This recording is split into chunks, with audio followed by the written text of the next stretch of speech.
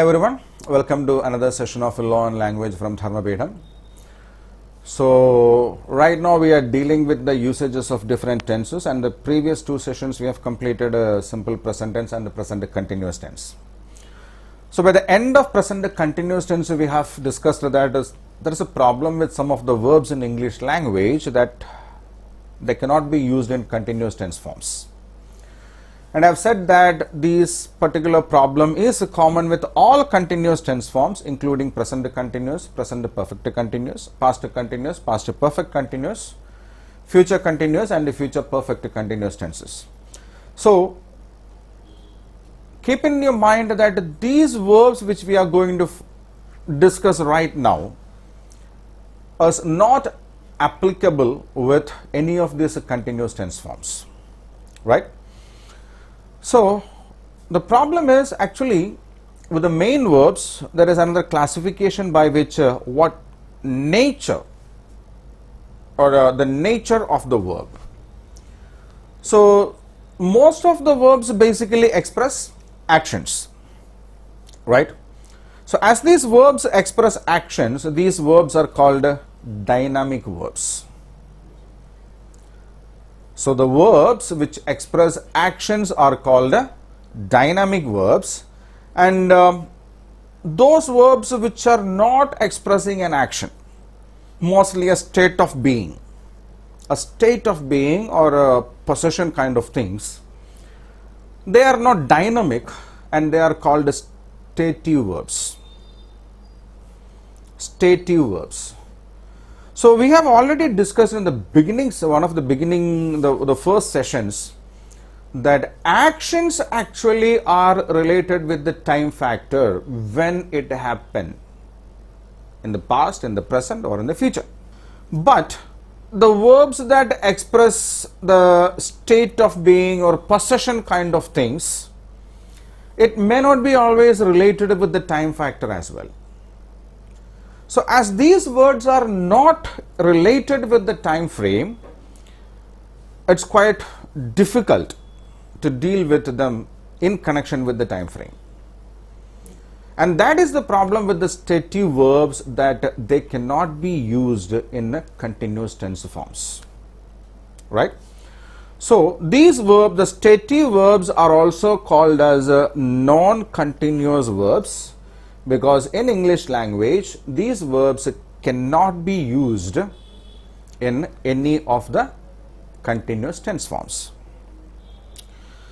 So let's see what are these verbs, or which are the classifications by which these verbs are classified, and see. So the first classification is called the verbs of senses or perception. We can simply say those activities which can be done only with the sense organs in our body. Only with the sense organs in our body, we cannot use them in a continuous tense forms. For example, we can say see, S-E-E-C. See is an activity that we do just by the using our sense organs called eyes. We see. So as only eyes are used in that, we can use them as a present tense see. When it comes to continuous tense forms, we are supposed to add ing to that, and we have to say we are seeing. We cannot use it because as far as the verb see is concerned, it does not have a continuous tense form. Naturally, we may have a doubt that we have this thing called look, watch, observe.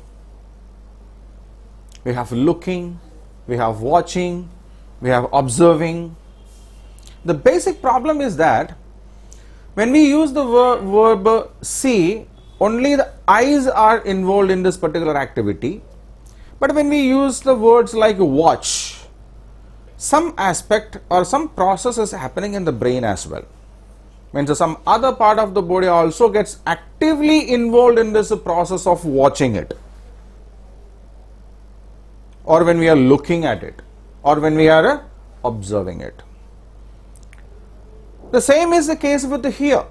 The same is the case with the word hear. Hear. Only our ears are used to hear something, but when we are processing those sounds of what we heard and try to make or understand something from that, we call it listen. So there is no hearing as a verb. We are hearing a song, it's wrong. We are listening to a song is the right thing. So the difference is, here is a mechanical activity. Most often in the teaching community, the teachers usually say, the students, what they do in the class is just hearing. They usually keep a super highway in between the ears. So what the teacher says in the class, they enter through one ear and goes out through the other ear. Nothing happening in between. So that is the pure hear. But when we are listening to that, when we are trying to understand what they are saying, what are the different components in that, then it becomes the next level, that is called listening. Right? So these words like feel, hear, see, smell, taste, all these are activities where our sense organs are used, only used. So we cannot say I am feeling pain. It's a very common usage in English in our region. When you get hurt, we say I am feeling pain. It's a wrong usage. We have to say it as I feel pain.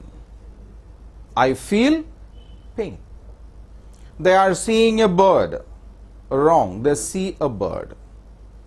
She is smelling a flower. She smells a flower, not smelling a flower. This dish is tasting great. This dish is tasting great is a wrong usage. It has to be this dish tastes great. Right? Now, in relation with these words what we have discussed over here, some may raise a doubt that we say, seeing the snake, he ran away. Seeing the snake, he ran away is a sentence. That sentence is correct actually. If see cannot be used in continuous tense form, then how come seeing correct in this particular sentence?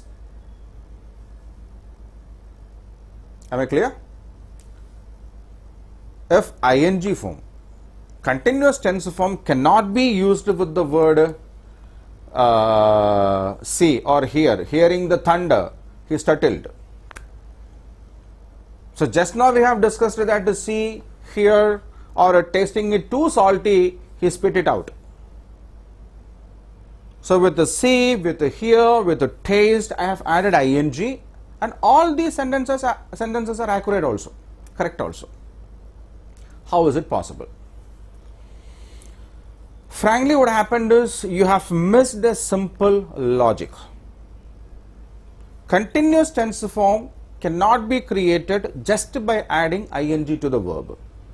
When we use a see as a seeing, it is not continuous tense form. It has to be with is, are, was, were. If we use be forms, is, are, was, were, with ing form of the verb, then it becomes a continuous tense form. Right? So there are two sentences actually. He saw the snake, he ran away. Two sentences are there. He saw the snake, he ran away. So now we need to combine these two sentences. So two things are usually combined by using a conjunction. Right? He saw the snake and ran away. So and is used as a conjunction, but without using those conjunctions also, we can connect two sentences. That is, seeing the snake, he ran away. He heard the thunder, he startled. He heard the thunder, he startled. He heard the thunder and startled is one way, but without adding and, when we connect it, hearing the thunder, he startled. Or he tasted the curry too salty, he spit it out. When he tasted it, it was too salty. So he spit it out. When we combine these two together without using any other conjunction, we say it as tasting the curry salty, he spit it out. So in any of these sentences, as saying or hearing or tasting is used as a continuous verb form. More than that, it is used as a conjunction, right? So in such situations, we can use ing form. So the second classification of verbs which cannot be used in its continuous tense form is the verbs that express an opinion.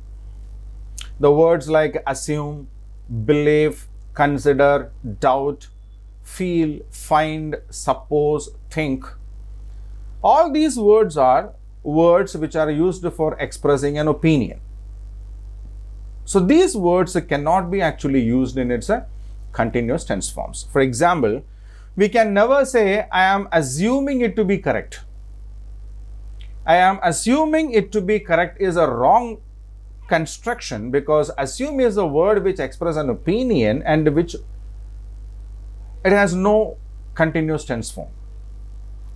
So that is actually to be expressed like I assume it to be correct. I assume it to be correct. Another one, they are believing in God. They are believing in God. Believe also is a word of opinion and it has to be I believe in God, and we do never say it like that, right? We always say we believe in God or we do not believe in God or we do not believe in anything, something like whatever it be. We never say we are believing in God or we are not believing in God. No, nothing like that, right? Mental states also cannot be expressed using continuous tense forms. Mental states like forget, imagine, know, mean, notice, recognize, remember, understand. See, in the classrooms, teachers usually have this habit after explaining a concept thoroughly, they check whether you have understood it or not, the students have understood it or not. So will the teacher ask, are you understanding? The teachers will never ask it like that. Teachers always ask, do you understand? Or simply understand. And our response, our reply will be, yes, I understand. No, I do not understand. Not, yes, I am understanding, or not, I am not understanding. Right? We say, I know the answer, or I know the person, I know the chapter, not I am knowing the person. Isn't it? I forgot to bring the book. Not I was forgetting to bring the book. Isn't it? So these are words which express mental states like forget, imagine, know, mean, notice. I am noticing some changes in him. No, I notice some changes in him.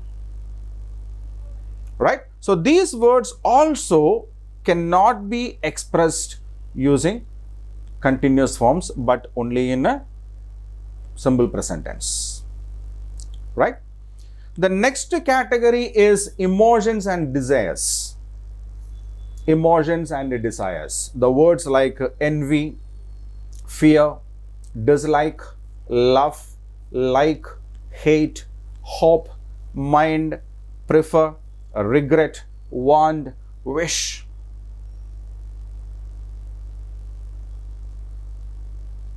We have heard and seen a lot of love stories in the literature or cinemas. Have you ever heard a lover telling his or her lover that I am loving you? It's just I love you, or I hate you, or I like this. Isn't it? Not I am hating you, I am liking this, or even I wish you all the best, not I am wishing you all the best, right? So these, see, though we do not know the particular rule behind it, the reason behind it, we have the habit of using it. But my sincere suggestion now is, let us try to learn the rule as well. Why it is happening so, why it is not happening so. So along with that, understand the other such kinds of words as well, which will help us definitely to improve our language capacity. Right? So emotions and desires, the words which express emotions and desires do not take continuous tense forms along with that. Now, measurements. The words that express different kinds of measurements like contain or consist or cost or measure or weigh, W-E-I-G-H, weigh or lack, these kinds of words. We always say this book contains a lot of information. This book contains a lot of information, and not this book is containing a lot of information. All the information are there in the book forever. So we can consider it as a continuous process kind of a thing. But we do never say it as is containing, only contain. He lacks self-confidence. He lacks self-confidence, not he is lacking self-confidence, right? So lack is another such word. Or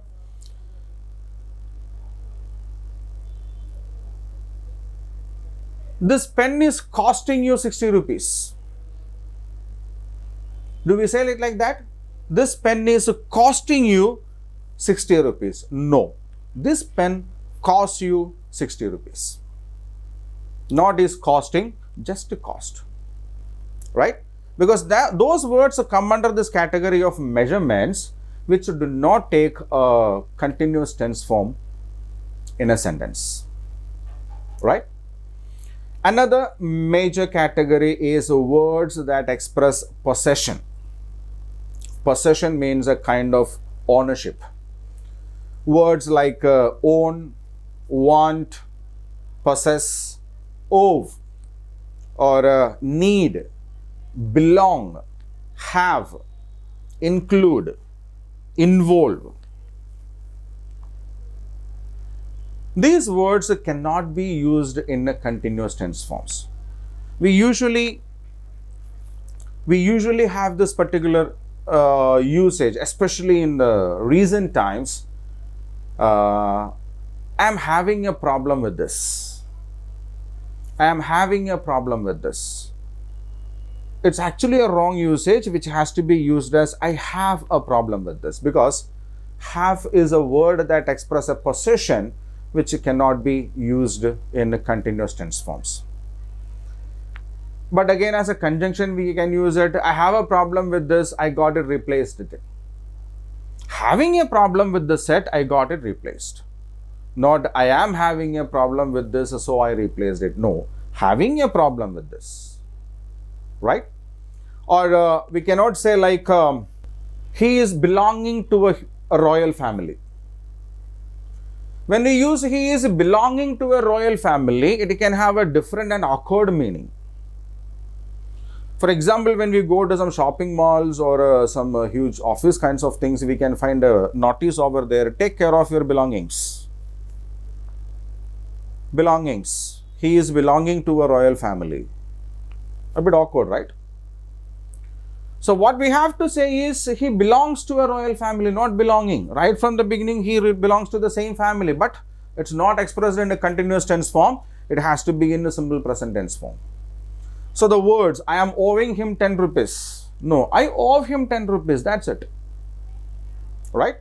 So all these kinds of words which shows possession, like owe, own, have, then belong, possess, include, right? These words cannot be used in a present continuous tense or any continuous tense forms.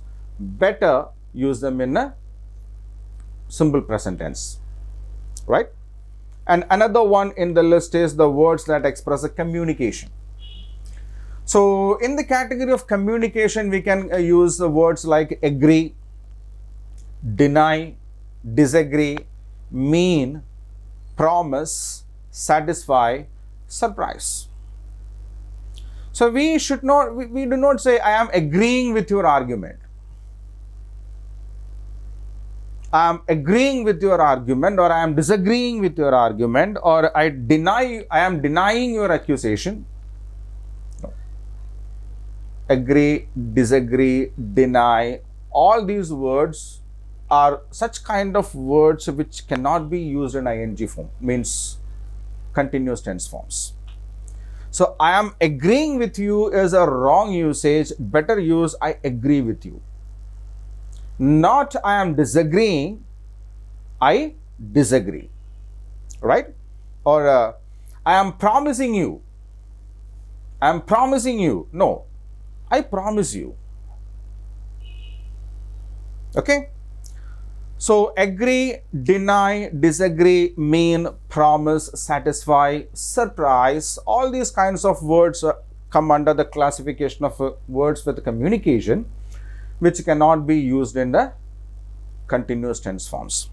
So this particular session, words that we have discussed in this, these words are important because these are some such a kind of information which, if comes out of our mouth in the wrong way, can have a huge impact in our usage of English language, right? So try to remember these words, or try to create situations where we have to use these words correctly.